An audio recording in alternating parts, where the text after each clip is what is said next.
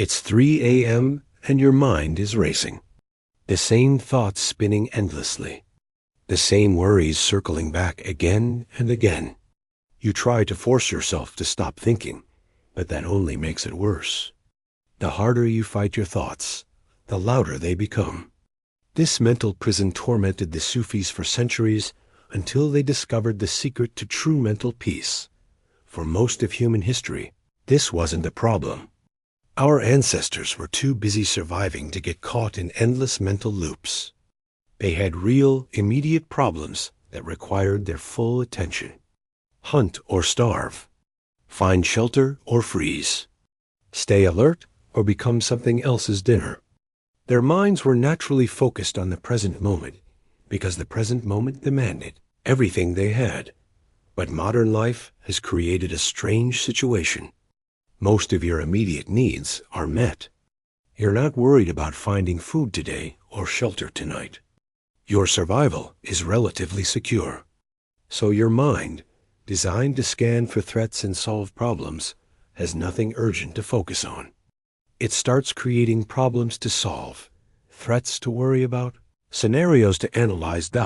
This is why your mind races at 3 a.m. It's not broken. It's doing exactly what it evolved to do. But it's doing it in an environment it wasn't designed for. It's like a high-performance car engine revving in park.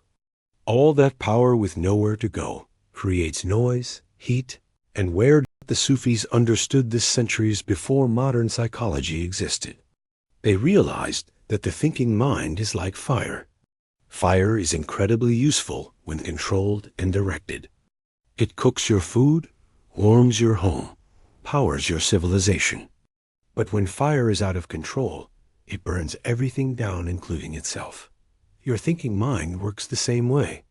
When focused and directed toward actual problems that need solving, it's one of your greatest tools.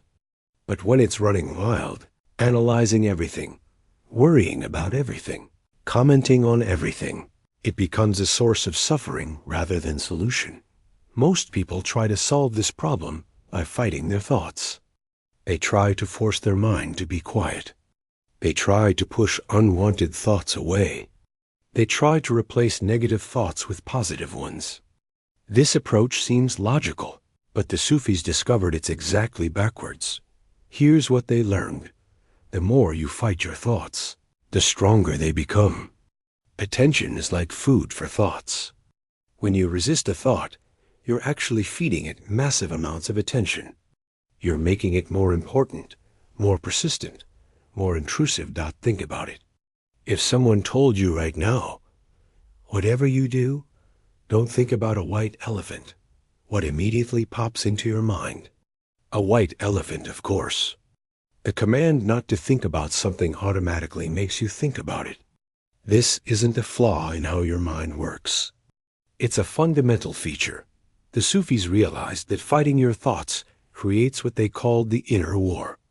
You become divided against yourself. Part of you thinks, another part tries to stop thinking. Part of you worries, another part worries about worrying. Part of you judges, another part judges the judging. This internal conflict is exhausting and ultimately futile. So what's the alternative? The Sufis developed a radically different approach. Instead of fighting thoughts, they learned to befriend them. Instead of pushing thoughts away, they learned to welcome them. Instead of trying to control the mind, they learned to dance with it. This might sound crazy. If thinking too much is the problem, how can welcoming more thoughts be the solution? But here's the secret the Sufis discovered. Thoughts only have power over you when you resist them. When you welcome them, when you stop fighting them, they lose their grip on your attention. It's like quicksand. The more you struggle against quicksand, the deeper you sink. But if you relax and lie flat, you can float on top of it. Thoughts work the same way. The more you struggle against them, the deeper you sink into mental quicksand. But if you relax and stop struggling, they lose their power to pull you down. The Sufis practiced what they called thought watching. Instead of getting caught up in the content of their thoughts, they learned to observe the process of thinking itself. They would sit quietly and simply notice thoughts arising and passing away, like watching clouds drift across the sky. This practice seems simple, but it's revolutionary. Most people are so identified with their thoughts that they can't tell the difference between themselves and their thinking. They think they are their thoughts. When a worried thought arises, they become a worried person. When an angry thought arises, they become an angry person. When a sad thought arises, they become a sad person. But thought watching reveals something extraordinary. You are not your thoughts. You are the awareness that observes thoughts. You are the sky, not the clouds. The clouds come and go, but the sky remains unchanged. Thoughts come and go, but the awareness that witnesses them remains peaceful and clear. This realization changes everything. When you know you're not your thoughts, you stop taking them so seriously. When a worried thought arises, you don't become worried. You simply notice, oh, a worried thought is here. When an angry thought arises, you don't become angry. You simply observe, interesting, an angry thought has appeared. The Sufis compared this to sitting by a river, watching the water flow by. You don't jump into every current and let it carry you downstream. You remain on the bank, peacefully observing the flow. Thoughts are like the water in this river. They're constantly flowing, constantly changing. But you don't have to jump into every thought and let it carry you away. This takes practice, of course. For most people, the habit of identifying with thoughts is so strong that it happens automatically. A thought appears, and immediately they're lost in it, swept away by its emotional current. But with practice, you can develop what the Sufis called the inner witness, the part of you that remains calm and clear, no matter what thoughts are arising. Here's a practical way to begin developing this capacity. The next time you notice your mind racing, don't try to stop it. Instead, get curious about it. Ask yourself, what is my mind doing right now? Not what are you thinking about, but what is the process of thinking like in this moment? Maybe you'll notice that thoughts are jumping from topic to topic like a monkey swinging from branch to branch. Maybe you'll notice that the same thought keeps repeating like a broken record. Maybe you'll notice that one thought triggers another, which triggers another, creating long chains of mental activity. The key is to observe without judgment. You're not trying to fix or change anything. You're just getting to know how your mind works. This curious, non-judgmental observation is what creates space between you and your thoughts. And in that space, peace is possible. The Sufis also discovered something else important. The mind thinks it's protecting you by constantly analyzing and worrying. It believes that if it stops being vigilant, something terrible will happen. So when you try to force it to be quiet, it resists because it thinks you're putting yourself in danger. But when you approach your mind with appreciation and curiosity, rather than force and resistance, it begins to relax. It realizes that you're not trying to destroy it or ignore important information. You're simply trying to work with it more skillfully. Think of your mind like an overprotective friend. If this friend is constantly warning you about dangers that aren't real, you don't need to cut them out of your life. You just need to learn to listen to them without automatically believing everything they say. You can thank them for their concern while making your own decisions about what actually requires your attention. This is how the Sufis learned to relate to their thinking minds. With appreciation for the mind's positive intentions, but without being enslaved by its constant commentary. They developed the ability to think when thinking was useful, and to rest in peaceful awareness when thinking was not needed. Another key insight from the Sufis is that mental peace isn't the absence of thoughts. It's the presence of choice about which thoughts to engage with. A peaceful mind still has thoughts, but it doesn't get hijacked by every thought that arises. It can choose which thoughts are worth following, and which ones can be allowed to pass by unnoticed. This is like being at a party with many conversations happening around you. You can choose which conversation to join and which ones to ignore. You don't have to participate in every discussion just because you can hear it. Your mind works the same way. Thoughts are constantly arising, but you can choose which ones deserve your attention. The Sufis practiced what they called selective attention.